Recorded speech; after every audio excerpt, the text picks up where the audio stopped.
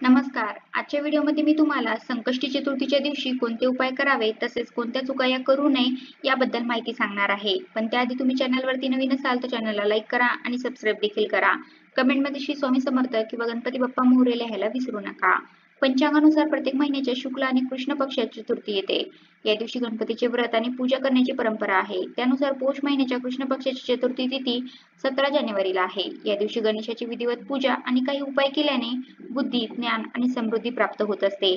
आपल्याला या संकष्टी चतुर्थीच्या दिवशी सकाळी लवकरच उठायचं आहे. तुम्ही अगदी ब्रह्ममुहूर्तावरती उठले तरी पण चालेल. आपण जेव्हा पण ब्रह्ममुहूर्तावरती एखादी सेवा करत असतो तेव्हा ती सेवा खूप फलदायी ठरत असते.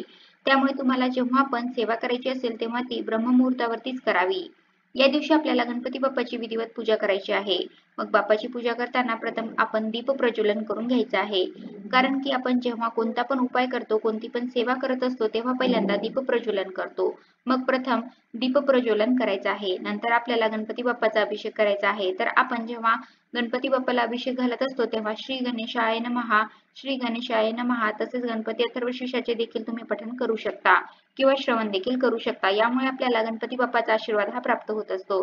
भरपूर मुलांचं असं होतं की मुलांचं अभ्यासात लक्ष लागत नाही किंवा अभ्यास करून देखील त्यांना पाहिजे तसे मार्क्स मिळत नाही. अभ्यासामध्ये, नोकरीमध्ये अनेक अडचणी, अडथळे, संकटे हे येतच असतात. संकटे काही थांबण्याचं नाव घेत नाहीत.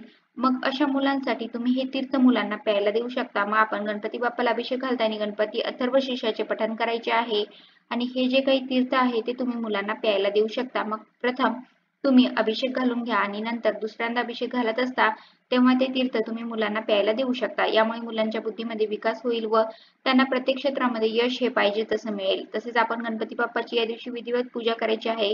नंतर प्रथम थोडेसे तांदूळ ठेवायचे आहे. तांदळावरती हळदी कुंकू अर्पण करायचं आहे. नंतर गणपती बाप्पाची मूर्ती तुम्ही त्यावरती ठेवायची आहे किंवा मूर्ती नसेल तर तुम्ही सुपारी देखील ठेवू शकता. श्री गणेशाला सिंदूर खूप आवडतो. त्यामुळे संकष्टी चतुर्थीच्या दिवशी श्री गणेशाची पूजा करताना गणपतीला सिंदूर टिळक लावल्यानंतर स्वतःही सिंदुराचा टिळक लावावा. मान्यतेनुसार सिंदूर हे सुख आणि सौभाग्याचे प्रतीक मानले जाते. गणपतीला सिंदूर प्रिय असल्याने जीवनात आनंदाचा आशीर्वाद आपल्याला मिळत असतो. तसेच घरामध्ये सुख समृद्धी देखील नांदते. तुम्हाला जीवनात कोणतेही विशेष यश मिळवायचे असल्यास भरपूर वेळा मुलांना नोकरीमध्ये यश मिळत नाही किंवा अभ्यासात यश मिळत नाही किंवा पतीची देखील पाहिजे तशी प्रगती होत नाही. अशा वेळेस तुम्ही गणपतीच्या पूजेमध्ये लाल वस्त्र आणि लाल चंदनाचा वापर हा जरूर करावा. जर तुम्हाला फक्त मन शांती आणि तुमच्या मुलांची प्रगती हवी असेल तर पांढरे किंवा पिवळे कपडे घालून तुम्ही पूजा आवर्जून करावी. तसेच भरपूर वेळा आपल्याला अनेक कामांमध्ये अडचणी, अडथळे हे येत असतात. कामामध्ये पाहिजे तसं यश हे येत नाही. आपण मेहनत करून देखील आपल्याला पाहिजे तसा फायदा, मोबदला हा मिळत नाही. तर आपल्याला संकष्टी चतुर्थीच्या दिवशी एक उपाय करायचा आहे. तर आपल्याला प्रथम एक दिवा प्रज्वलित करायचा आहे. एक प्लेट घ्यायची आहे. त्यामध्ये थोडेसे तांदूळ टाकायचे आहे. तांदूळ हे अख्खे असावे, कुठेही तुटलेले फुटलेले नसावे. तांदळावरती हळदी कुंकू हे अर्पण करायचे आहे. त्यानंतर आपण पंती घ्यायची आहे. मग तुम्ही मातीची पंती किंवा कणकेचा दिवा घेतला तरी पण चालेल. त्यामध्ये तिळाचं तेल किंवा मोहरीचं तेल तुम्ही टाकू शकता. चिमूटभर हळद त्या तेलामध्ये टाकायची आहे. ही हळद टाकल्यामुळे माता लक्ष्मी देखील आकर्षित होते. दिव्याला देखील हळदी कुंकू अर्पण करायचं आहे. फुल अर्पण करायचं आहे. त्यानंतर आता आपल्याला गणपती बाप्पाला गुळ हा अर्पण करायचा आहे. मग तुम्ही एखादी छोटीशी वाटी घ्यायची आहे आणि त्यामध्ये गुळ हा ठेवायचा आहे. त्या गुळावरती तुम्ही थोडेसे तूप देखील टाकू शकता आणि हा गुळ आपल्याला गणपती बाप्पाला अर्पण करायचा आहे. तुमच्या ज्या काही अडचणी, अडथळे आहेत ते बाप्पाला सांगायचे आहे. तसे तुम्ही श्री गणेशाय नमः, श्री गणेशाय नमः या मंत्राचा 108 वेळा जप करायचा आहे. हा जप करणे जर तुम्हाला शक्य नसेल तर तुम्ही श्री गणेशाय नमः हा मंत्र मोबाईलवरती देखील लावून देऊ शकता.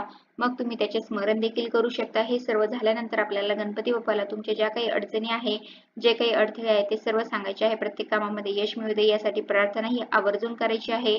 लवकरात लवकर तुमची इच्छा ही नक्कीच पूर्ण होईल. तसेच तुमच्याकडे जर जास्वंदीचे फूल असेल तर जास्वंदीचे फूल देखील गणपती बाप्पाला जरूर अर्पण करावे आणि जास्वंदीचे फूल नसेल तर तुम्ही गुलाबाचे फूल देखील बाप्पाला अर्पण करू शकता. तसेच या दिवशी आपल्याला दुर्वा देखील अर्पण करायची आहे. आपण जर गणपती बाप्पाला दुर्वा अर्पण केल्या तर आपल्या आयुष्यातील संकट हे नक्कीच दूर होत असतात. तसेच संकष्टी चतुर्थीच्या दिवशी शमीच्या झाडाची पूजा केल्याने गणपती बाप्पा प्रसन्न होतात. गणपतीच्या पूजेत शमीची पाने जरूर अर्पण करावी. यामुळे दुःख आणि गरिबी देखील दूर होत असते. तसेच प्रत्येकाला वाटते की आपले स्वतःचे हक्काचे घर असावे, पण आपण मेहनत घेऊन देखील आपल्याला पाहिजे तसे यश हे मिळत नाही आणि आपले घर होत नाही. तर आपल्याला घर होण्यासाठी एक उपाय करायचा आहे. तुम्हाला तुमच्या स्वतःच्या घराचे स्वप्न पूर्ण करायचे असेल तर संकष्टी चतुर्थीच्या दिवशी श्री गणेश पंचरत्न स्तोत्राचे पठण करायचे आहे. या उपायाने फायदा होत तुमच्या स्वतःच्या घराचे स्वप्न नक्कीच पूर्ण होईल. मग श्री गणेश पंचरत्न तुम्हाला मोबाईलवरती युट्यूबवरती देखील मिळून जाईल. हे स्तोत्र आपण एक वेगळा किंवा 11 वेगळा देखील पठण करू शकता. अत्यंत लाभदायक असे हे स्तोत्र आहे. यामुळे तुमचे घर हे नक्कीच होईल. तुम्हाला जर या संकष्टीला हा उपाय करणे शक्य नाही झाले तर तुम्ही पुढच्या संकष्टीला देखील हा उपाय करू शकता. तर अशा प्रकारे आजच्या व्हिडिओमध्ये मी तुम्हाला संकष्टी चतुर्थीच्या दिवशी कोणते उपाय करावे हे सांगितलेले आहे. कसा वाटला तुम्हाला माझा आजचा व्हिडिओ कमेंट करून नक्की सांगा. धन्यवाद.